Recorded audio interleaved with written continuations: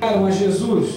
Respondeu-lhe Jesus: é chegada a hora de ser glorificado o Filho do Homem. Em verdade vos digo, se o grão de trigo caído na terra não morrer, fica ele só, mas se morrer, produz muito fruto. Quem ama a sua vida, perde-a, mas aquele que odeia a sua vida neste mundo, preservá-la-á para a vida eterna. Se alguém me serve, siga-me, e onde eu estou, ali estará também o meu servo. E se alguém me servir, o Pai o honrará. Agora está angustiada minha alma. E que direi eu? Pai, salva-me desta hora? Mas precisamente com este propósito vim para esta hora. Pai, glorifica o teu nome. Então veio uma voz do céu: eu já o glorifiquei e ainda o glorificarei. Amém.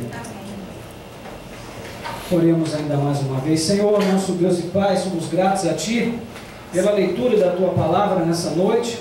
Obrigado porque a simples leitura da Tua Palavra já nos abençoa, pois ela transmite vida, ela transmite encorajamento, transmite graça e desafio para que a nossa jornada na vida, neste mundo, a partir da fé, seja vitoriosa, seja triunfante em Cristo, sempre em Cristo. Portanto, nós oramos, abra os nossos ouvidos, apura os nossos sentidos, para que nós possamos receber a boa semente nesta noite, e que ela seja em nossos corações, semente que frutifique e se multiplique, e possa gerar frutos, ó Deus, abundantes em nossa alma, que nos leve ao arrependimento e a uma vida, ó Deus, que agrade ao Senhor. Nós oramos assim, agradecidos, em nome de Jesus. Embora nós tenhamos usado para a nossa leitura inicial o capítulo 12 de João, eu preciso começar a desenvolver a nossa meditação dessa noite pelo capítulo 15. Ali Jesus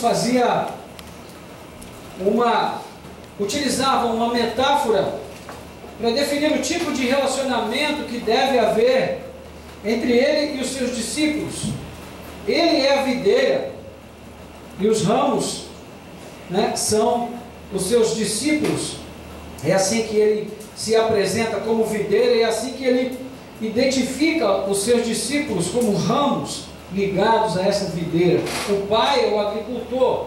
E uma leitura atenta do texto em questão fatalmente fará que os nossos olhos de imediato percebam a incidência constante do verbo permanecer. E eu já falei sobre isso aqui outras vezes, mas esse texto é tão rico, e todas as vezes que eu volto a ele, sempre há alguma coisa nova que surge.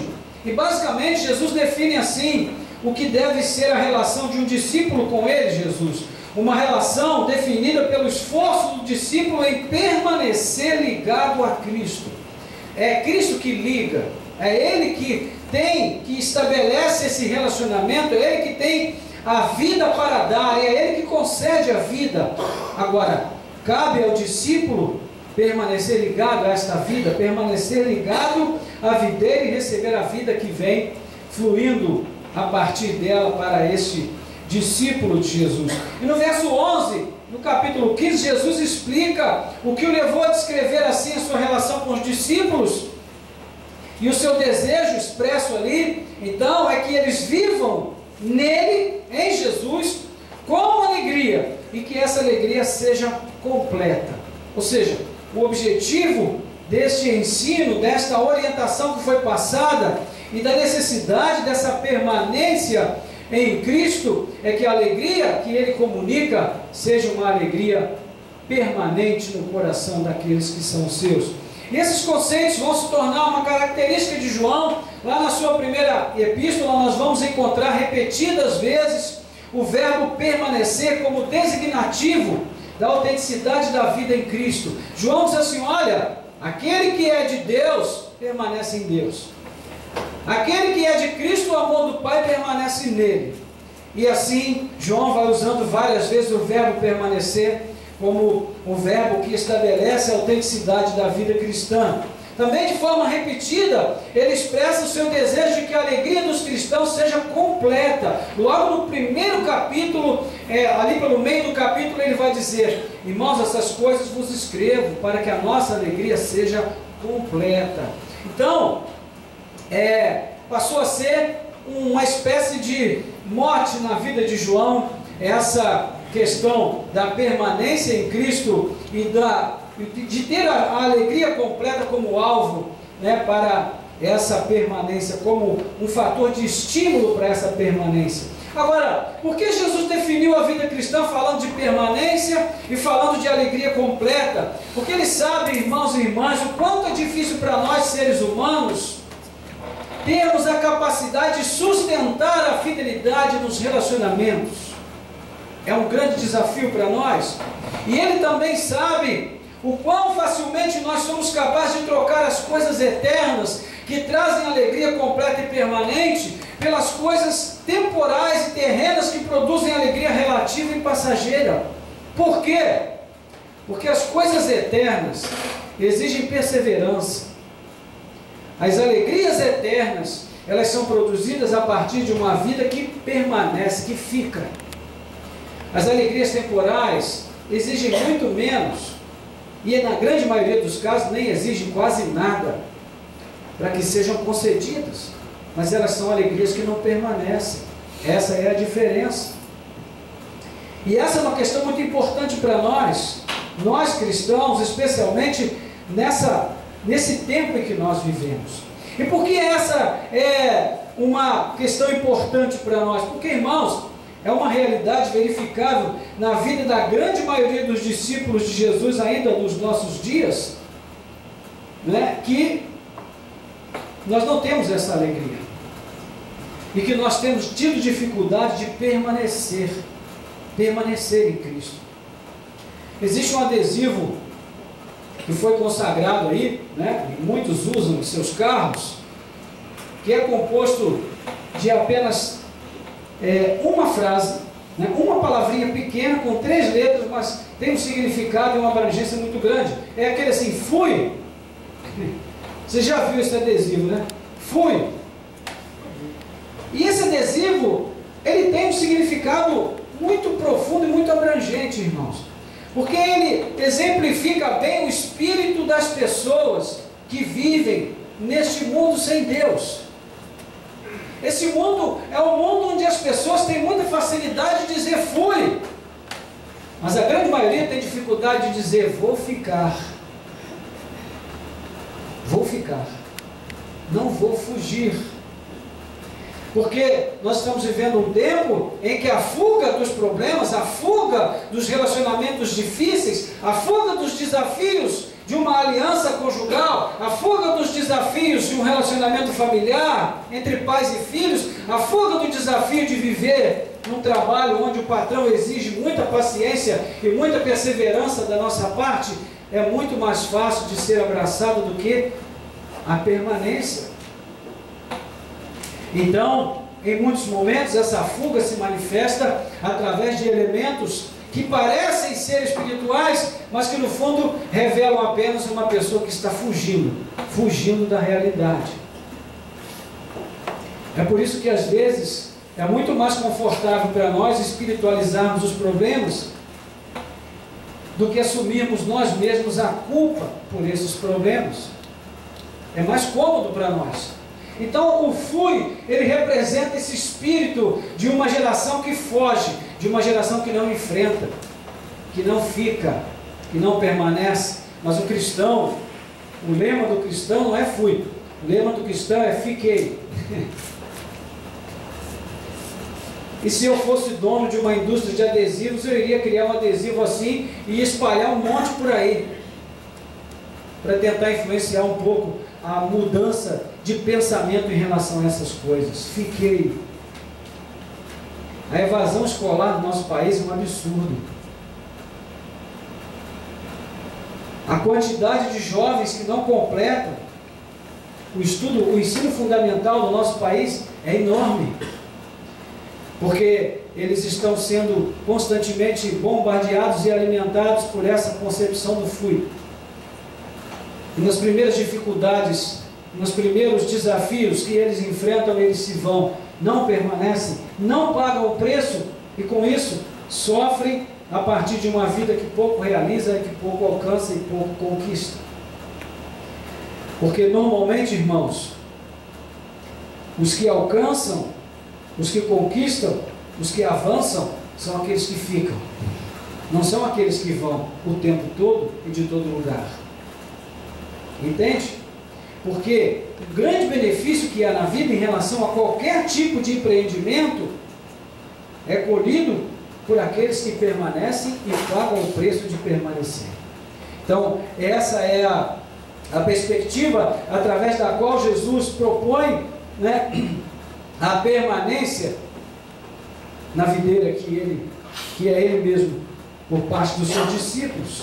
Agora, por que essa realidade é tão forte e é tão notória na nossa geração? Porque a nossa geração é uma geração que não tem foco. O mundo que nós vivemos é um mundo que não tem foco. Irmãos, a vida cristã sem foco é uma vida que acaba se diluindo e degenerando diante das pressões que vêm de fora e que fluem de dentro de nós mesmos. Vida sem foco. E quando nós voltamos lá ao texto original, e agora sim, o texto inicial, perdão, e agora sim estou me reportando aqui ao texto de João, que nós lemos no princípio, no capítulo 12 também. No texto que nós lemos, nós vamos encontrar o episódio da solicitação de uma entrevista dos gregos com Jesus. E os gregos, eles são conhecidos na Bíblia como pessoas que se ocupavam de dizer e ouvir as últimas novidades. Você depois pode confirmar isso em Atos 17, 21. Os gregos, eles adoravam uma novidade. E pela maneira como Jesus reagiu à solicitação encaminhada por André e Filipe, é bem provável que o desejo dos gregos não passasse de uma especulação frívola. Eles queriam passar um tempo com Jesus, ouvir as novidades que Jesus tinha a anunciar, e depois eles simplesmente iriam embora. Porque era isso que os gregos faziam. E seria também com essa intenção que eles bem mais tarde convidariam Paulo a discursar acerca do Evangelho no Areópago ou no Areópago em Atenas. Não era uma intenção de entregar a vida a Jesus, de se converter a Cristo. Não era uma intenção de se quebrantar diante da autoridade de Jesus. O propósito era apenas especulativo. Eles só queriam ouvir qual era a novidade que Jesus estava anunciando. Eles queriam passar só um tempo com Jesus. Agora, irmãos, Jesus não tinha tempo para os especuladores. E a resposta que os dois discípulos receberam de Jesus deixa bem claro que ele, Jesus, não veio aqui passear e se ocupar com coisas do tipo entreter os gregos em suas banalidades. Assim como em outros momentos ele deixou claro que não veio a este mundo para fazer espetáculo a fim de comprovar o seu messianato para os judeus que estavam sempre pedindo um sinal. Se tu és filho de Deus, faça alguma coisa para que a gente creia. E ele disse, o que tinha que ser feito já foi feito. Então, irmãos, por que Jesus agia assim? Porque Jesus tinha foco. Ele pretendia atingir uma meta, ele tinha um objetivo. Por isso, a resposta aos discípulos, aos gregos, aos judeus e a todos os que desejavam e ainda hoje desejam ter um Messias que se ajuste aos seus caprichos e às suas excentricidades, é a mesma resposta. É chegada a hora de ser glorificado o Filho do Homem, versículo 23 do capítulo 12. A vida de Jesus seguia um plano. Ela estava focada num curso. Havia uma agenda, e essa agenda envolvia tanto as realizações mais espetaculares, como a ressurreição de mortos, a cura de leprosos, a multiplicação de pães, que revelavam a sua verdadeira divindade, quanto envolviam as mais humilhantes situações, que ele estava disposto a se submeter a elas, porque elas revelariam a sua verdadeira humanidade. Então, cumprir essa missão era a missão de Jesus. E para isso, ele caminhava a sua vida o tempo todo, ainda que todos ao redor, inclusive os seus discípulos mais íntimos, continuassem vivendo as suas vidas de maneira irrealista e ingênua. Jesus não era irrealista e nem ingênuo. O tempo todo ele estava focado. Esse Cristo, Jesus de Nazaré, ele vivia um realismo total, o tempo todo. E o que para alguns seria apenas mais um dia, para ele era mais uma etapa no desenvolvimento dos propósitos eternos do Pai na sua vida. Então, quando havia multiplicação de pães, e toda a multidão proclamava, o celebrava, ele era o mesmo. E quando ele era humilhado, quando ele era despojado de tudo e pendurado na cruz do Calvário, ele era o mesmo. Não era uma pessoa que mudava de acordo com as circunstâncias. E esse, irmãos, é um dos grandes dilemas da cristandade no mundo, principalmente no nosso mundo moderno, porque nós temos um comportamento muito variável. Depende das circunstâncias. Se as coisas vão bem, se as coisas estão se encaminhando de acordo com o nosso propósito, com a nossa vontade, nós entendemos que o plano de Deus está se cumprindo na nossa vida. Aleluia, glória a Deus. Mas basta que Deus permita que as coisas comecem a sair um pouco do nosso plano, do nosso propósito, do nosso ponto de vista, e nós dizemos: olha, o inimigo aí se levantando. Não é verdade, irmãos? É um evangelho dicotômico, em que nós dividimos as coisas boas e atribuímos todas elas a Deus, e pegamos todas as coisas desagradáveis e colocamos tudo na conta do inimigo. Mas veja, ou nós somos de Deus, ou não somos de Deus. Você crê que a sua vida é de Deus? Você crê que Jesus é o Senhor da sua vida? Então não importa o que aconteça, Ele sempre será o Senhor. Amém. E a sua vida sempre estará debaixo da autoridade do controle dEle. Então temos que confiar, irmãos. Precisamos confiar. Não podemos viver o tempo todo nesse dilema. E aí Jesus, ele vai aprofundar o seu discurso e vai dizer que o grão que morre, morre para frutificar. Porque essa vida intencional que Jesus viveu, ela teve também os seus grandes desafios, e o maior deles ainda estava por vir, era aceitar a renúncia de si mesmo e dar lugar à vontade perfeita do Pai. Isso envolvia ser pendurado no madeiro. E há um fato que muitas vezes nos escapa a respeito de Jesus. Antes de Jesus morrer objetivamente na cruz, irmãos, Ele decidiu morrer subjetivamente para a sua vontade. Quando Ele foi pregado na cruz, Ele já havia morrido para a sua vontade. Isso já havia acontecido antes daquele momento em que Ele foi crucificado, efetivamente. E Ele declara isso de forma taxativa em João capítulo 10, versículo 18. Ninguém tira a minha vida, eu voluntariamente a dou. É claro que isso não aconteceu sem que houvesse uma intensa luta íntima, e nós vamos observar isso lá no Getsemane, em Mateus 26, 36 em diante, e também de forma bem resumida no versículo 27 do nosso texto, quando ele diz: agora está angustiada a minha alma, e o que é que eu vou dizer nesse momento? Pai, salva-me desta hora. Mas como eu poderia dizer isso se foi precisamente para esse propósito que eu vim? Havia uma lógica muito nítida, irmãos, permeando as palavras e as atitudes de Jesus. E a lógica era a seguinte: o grão que lançado à terra não morre, ele fracassa em sua razão de ser. Porque o objetivo do grão é morrer para frutificar. Se ele não morre, ele não frutifica. Como eu posso fugir de qualquer parte da caminhada desse mundo sem comprometer com isso todo o plano de vida para a minha vida?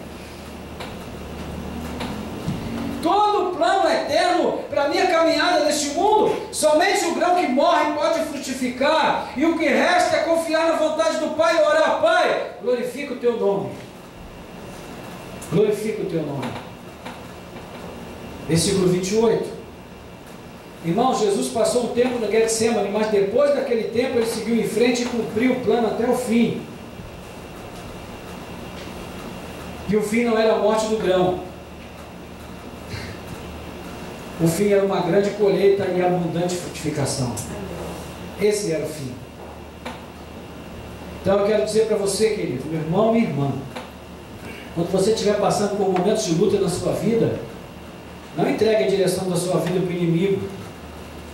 Não diga que é ele que está operando na sua vida, porque se você é de Cristo, o diabo não toca na sua vida. Isso é uma promessa. O próprio João vai falar a esse respeito na sua primeira epístola, no capítulo 5. Se você está passando por um momento de prova, diga para Deus: Pai, glorifica o teu nome. Que esse momento de luta sirva para a tua honra e para a tua glória. Eu só te peço coragem para passar por ele. Porque se na vida do Senhor ele precisou enfrentar esse momento, por que nós que somos seus discípulos fugiríamos dele? Quem é de Cristo não vai, quem é de Cristo fica. Amém, irmãos? Então, qual era o foco do filho? O foco do filho era permanecer ligado ao Pai. E ele fez o que tinha que ser feito. Foi incompreendido, perseguido, traído, abandonado pela maioria dos que o seguiam, mas ainda assim ele permaneceu ligado. E esse é o desafio. Sabe qual foi o resultado dessa atitude de Jesus? O próprio João testemunhou na ilha de Patmos, quando ele foi arrebatado e testemunhou um grande culto celeste. E o que estava acontecendo naquele momento? A celebração pela vitória do Cordeiro. Louvado seja Deus. E lá no capítulo 5 do Apocalipse, nós vamos ler essa narrativa maravilhosa de João, testemunhando essa narrativa, essa vitória, essa celebração no culto divino, no culto celeste, que mostra o resultado final desta entrega e desta dedicação de Jesus. Ele fala a respeito dos anciãos, que entoavam um novo cântico dizendo: digno és de tomar o livro e abrir os selos, porque foste morto e com o teu sangue compraste para Deus os que procedem de toda a tribo, língua, povo e nação, e para o nosso Deus os constituíste reis e sacerdotes e reinarão sobre a terra. Vi outra voz de muitos anjos ao redor do trono, dos seres viventes e dos anciãos, cujo número era de milhões e milhares de milhares, proclamando em grande voz: digno é o Cordeiro que foi morto de receber o poder, e riqueza, e sabedoria, e força, e honra, e glória, e louvor. Então ouvi que toda criatura que há no céu e sobre a terra, debaixo da terra e sobre o mar, e tudo o que neles há, estava dizendo: aquele que está sentado no trono é o Cordeiro, seja o louvor e a honra e a glória e o domínio pelos séculos dos séculos. E os 4 seres viventes respondiam: amém, amém. Também os anciãos prostraram-se e o adoraram. Louvado seja Deus. Amém. Irmãos, esse texto é maravilhoso. Mas sabe como ele começa? Ele começa com João chorando. E chorando muito, não era pouco não. O texto faz questão de dizer que ele estava chorando muito, porque não havia quem pudesse abrir o livro da revelação de Deus. Mas diante do choro de João, choro compulsivo de João, os anciãos chegaram e disseram: João, não chore.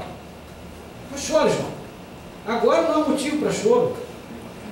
Porque o leão da tribo de Judá, a raiz de Davi, venceu para abrir o livro, desatar os selos. O fato de ter permanecido na vontade do Pai trouxe para o Filho alegria completa, irmãos. E essa mesma alegria é a alegria que Ele deseja compartilhar com aqueles que são seus.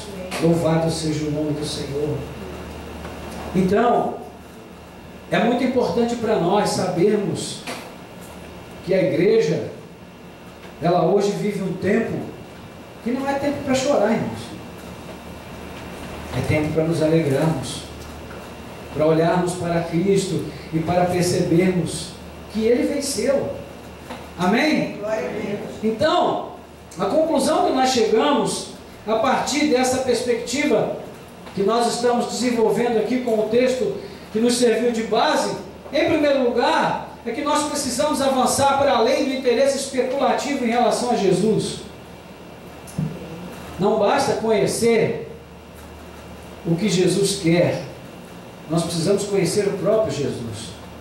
Precisamos ter uma experiência com Ele. Não basta nós ouvirmos falar sobre Deus. Nós precisamos de Deus, do próprio Deus nas nossas vidas. Isso fala de um comprometimento, de uma experiência que vai além do interesse especulativo a respeito de Jesus. Em segundo lugar, não temos mais tempo a perder com distrações, irmãos. Distrações que nos entretêm, mas que não acrescentam nada às nossas vidas. Nós somos uma geração de gente distraída. Há muita coisa para distrair a nossa atenção neste mundo que nós vivemos. Em terceiro lugar, nós precisamos voltar ao foco. A vida cristã precisa de meta, precisa de objetivo. Isso implica viver a partir da realidade e rejeitar esse irrealismo e essa ingenuidade que hoje predominam no nosso mundo. A grande maioria das pessoas que vivem ao nosso redor, irmãos, vive fora da realidade. Num mundo de faz de contas. As pessoas sabem que não podem tomar determinadas decisões, mas elas tomam. E o mais incrível é que elas ainda usam o nome de Jesus. Estão fazendo coisas que não deveriam fazer porque não têm condições de fazer. Estão contraindo dívidas que não deveriam contrair porque não podem contrair. Mas elas dizem, em nome de Jesus, vai dar certo. O nome de Jesus não é um amuleto. Não é um breve, como nós costumávamos acreditar antigamente nos breves, nos amuletos, nos patuais. O nome de Jesus, irmãos, precisa ser reverenciado. O quarto mandamento tem sido pisoteado. Não é? Terceiro mandamento, não tomarás o nome do Senhor em vão, perdoa. O quarto é do sábado. Não tomarás o nome do Senhor em vão. E nós temos feito isso muitas vezes, quando nós usamos o nome de Jesus de forma indevida. O nome de Jesus só tem poder na boca daquele que vive em comunhão com Ele. Quarto, devemos observar se não temos passado tempo demais no Getsemane, irmãos. Porque veja, é preciso resolver essa questão de uma vez por todas e seguir em frente. O dilema de ganhar ou perder, descrito no versículo 25, estará sempre presente na nossa jornada neste mundo. Nós sempre seremos desafiados a perder ou a ganhar. A ganhar ou perder. Essa é uma questão que nós vamos ter que refletir sobre ela sempre, em todo momento da nossa vida. Agora, sem foco, sem esforço, fazendo o corpo mole, não vamos conseguir fazer a escolha certa. E lembre-se, o fim não é a morte do egocentrismo. Isso é o meio. O fim é a frutificação, é uma nova forma de vida. Esse é o fim, esse é o alvo e também é o prêmio de agora. O prêmio de agora.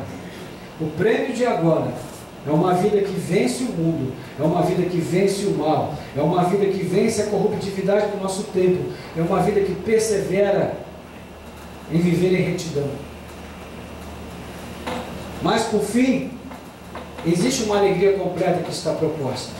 E ela pode ser desfrutada antecipadamente por meio da fé. Era isso, irmãos, que Paulo queria dizer com a frase: aprendi a viver contente de qualquer modo. Porque a alegria que estava em seu coração, ela não era promovida por coisas, por bens, por circunstâncias deste mundo. Essa era uma alegria que o próprio Deus havia concedido a ele. Essa alegria não pode ser roubada, não pode ser manipulada, não pode ser maculada e não pode ser sobrepujada. Ninguém tira a alegria de uma pessoa assim. Portanto, nessa noite eu gostaria de deixar com você as palavras do ancião ao apóstolo João: não chore. Não chore, não chore. O Cordeiro venceu. Amém. Glória a Deus. O leão triunfou. Amém. E na sua vitória nós temos vitória, irmãos. A vitória de Cristo é a nossa vitória. Amém. Nós não podemos inverter as coisas. Nós vivemos num tempo em que as pessoas estão aprendendo de forma errada que a vitória delas é a vitória de Cristo, mas não é isso que a Bíblia ensina. A Bíblia ensina que a vitória de Cristo é a nossa vitória. Ele é que venceu o mundo. Por isso ele vai dizer para os seus discípulos lá em João 16:33, não desanimem, tenham bom ânimo, animem-se, porque eu venci o mundo. Ou seja, permaneça na vontade do Pai, e eu lhe garanto que a sua alegria será completa. Amém. E eu lhe garanto que os problemas da vida não vão vencer você, não vão te destruir e nem te derrotar, porque você estará firmado naquele que é a rocha eterna, naquele que é inabalável, imutável, incorruptível. Isso vai fazer toda a diferença aqui, agora e depois, quando chegar aquele grande dia em que todos nós receberemos o nosso prêmio e o nosso galardão. E agora nós não veremos mais apenas em espelho, nós veremos como Ele é. Não veremos mais como uma promessa que nós temos, uma esperança, mas como a realidade consumada e definitiva, e não teremos mais de ser arrebatados para podermos ver o culto na glória, mas nós mesmos estaremos ali na glória, participando desse momento glorioso para sempre na presença do Senhor. Isso, irmãos, é que deve encher o coração do crente de esperança, de força, de fortalecimento, de encorajamento para as lutas dessa vida. Porque, meu querido, minha irmã, as alegrias desse mundo podem ser maravilhosas, mas todas elas têm um tempo de duração. Só a alegria do Senhor é a nossa força, é a alegria completa, essa que Deus espera que nós obtenhamos através de um relacionamento mais efetivo com Ele, e a vida de Cristo fluindo em nós certamente trará a comunicação dessa alegria ao nosso coração. Amém, irmãos? Louvado seja Deus. Fique de pé no seu lugar, nós vamos orar. Glória a Deus. Feche seus olhos. Gostaria que você pensasse aí na sua dificuldade, nas coisas que têm feito você chorar, nas coisas que têm afligido a sua alma, que têm trazido angústia ao seu coração. Há pessoas que vivem a vida toda no Getsemane, lutando entre a vontade delas e a vontade de Deus, e nunca tomam uma decisão. Mas não se pode viver ali. É um lugar de passagem, é um lugar para lutar, para chorar, para se angustiar, mas é preciso seguir em frente. E nessa noite eu quero pedir ao Senhor que te encoraje, que nos encoraje a seguirmos em frente. Porque assim como Jesus orou 3 vezes e entendeu que aquela era a vontade do Pai e não podia ser mudada, não havia nada que pudesse ser feito, ele sabia disso, mas ainda assim ele orou. Assim como o apóstolo Paulo pediu 3 vezes a Deus para mudar uma circunstância na vida dele, e Deus não mudou, mas ele entendeu: minha graça te basta, porque o poder se aperfeiçoa na fraqueza. Eu peço ao Espírito Santo que traga para você também nessa noite uma palavra específica para a sua necessidade, uma palavra de conforto, uma palavra de consolo, uma palavra de fortalecimento, e Ele possa ajudar você a dar esse passo seguinte para continuar na jornada, entendendo que a vontade de Deus é a melhor escolha, que o propósito de Deus é o melhor plano, e que o objetivo é a vida frutífera, é a vida abundante que Cristo promete para nós. Aleluia. Senhor nosso Deus e nosso Pai, em nome de Jesus, nessa noite nós queremos encontrar o caminho da alegria completa. E nós temos aprendido pela Tua Palavra que a permanência em Cristo é o segredo da alegria completa. Que não há verdadeira alegria fora de Cristo, porque Cristo é o fator de contentamento permanente em nossas vidas. Não existe motivo, nem razão, nem circunstância, nem conquista neste mundo que traga uma alegria permanente para nós. As alegrias que vivemos ontem, hoje são apenas memórias. E as alegrias de hoje e amanhã serão apenas lembranças. Mas a alegria que Cristo comunica ao nosso coração, a alegria que o Espírito Santo irradia dentro de nós, essa alegria não passa nunca. Todo o tempo ela está conosco. É ela que nos faz seguir em frente, é ela que nos faz acordar a cada manhã, confiando que Deus nos dará o dia, porque durante a noite Ele já nos deu o pão, aleluia. É ela que nos faz acreditar, Senhor, que mesmo que tudo ao nosso redor diga que não, se o Senhor disse que sim, então nós podemos confiar. É ela que nos faz viver de maneira triunfante diante de um mundo que a cada dia mergulha num caos mais profundo, Senhor.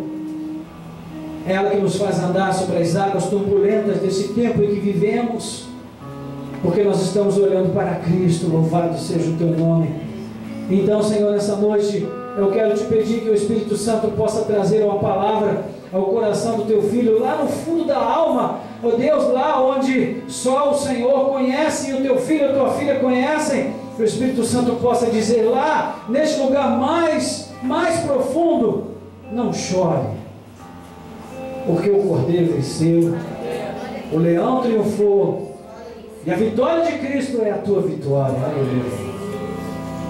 Senhor, que esta palavra nos acompanhe ao longo dessa semana, e cada vez que os problemas persistirem em bater a porta, cada vez que a tentação persistir em bater a porta, cada vez que a luta persistir, ó Deus, em nos alcançar, que nós possamos orar e pedir: Senhor, me ajude a tomar posse da obediência de Cristo e ser fiel, assim como o Senhor tem sido fiel em todo o tempo em minha vida, mesmo quando eu não estou percebendo isto.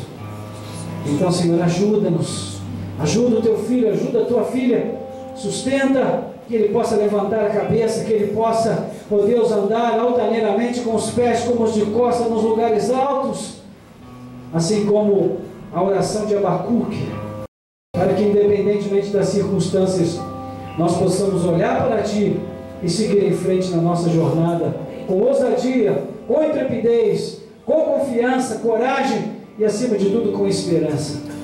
Nós oramos assim agradecidos, entregando nas Tuas mãos a nossa semana, o nosso retorno para casa, que o Senhor nos leve em segurança, guardando o nosso caminho, guardando a nossa vida, nos livrando de todo o mal. Nós oramos assim agradecidos, em nome de Jesus. E que a graça de nosso Senhor e Salvador Jesus Cristo, o amor de Deus, o nosso Pai, e a comunhão e as consolações do Espírito Santo de Deus seja com você, meu irmão, com você, minha irmã, e com todo o povo de Deus, permaneçam hoje e sempre. Amém e amém. Que o Senhor te abençoe. Vai em paz.